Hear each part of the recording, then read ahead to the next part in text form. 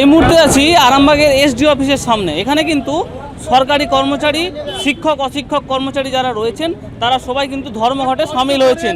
আমরা এই মুহূর্তে দেখতে পাচ্ছি যে দিয়ে দয়ার দান নয়, সরকার তুমি আইন মানো, দিয়ে এবারে দিয়ে টাকা গোনো।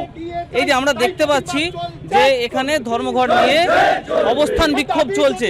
এইখানেতেই কিন্তু এসডিও অফিস, ঠিক এসডিও অফিসের সামনেই এই বিক্ষোভ সমাবেশ চলছে এবং তারা বলছেন যে এই ধর্মঘট সর্বত সফল এবং এইখান থেকে কিন্তু রাজ্য সরকারকে তুলোধনা করছে রাজ্য সরকারি কর্মচারীরা।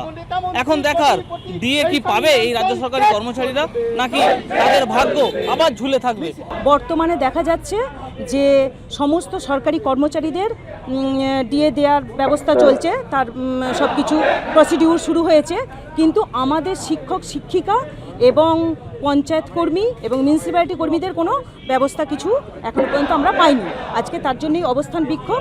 1% ডিএ বাড়লে একজন শ্রমিকের, একজন অসংগঠিত ক্ষেত্রের শ্রমিকের তার প্রায় 6 টাকা বেতন বৃদ্ধি হয়।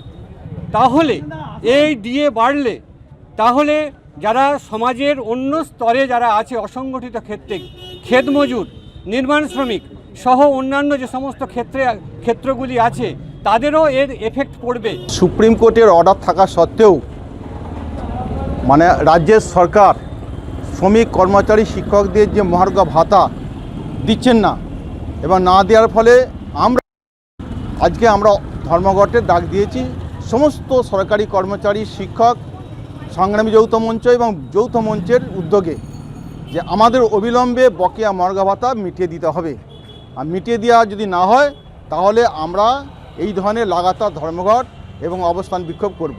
সুপ্রিম কোর্ট নির্দেশ দেওয়া সত্ত্বেও কিন্তু তারা এখনো ডিএ পায়নি, তাই তারা আজকে এই ধর্মঘটে সামিল হয়েছে।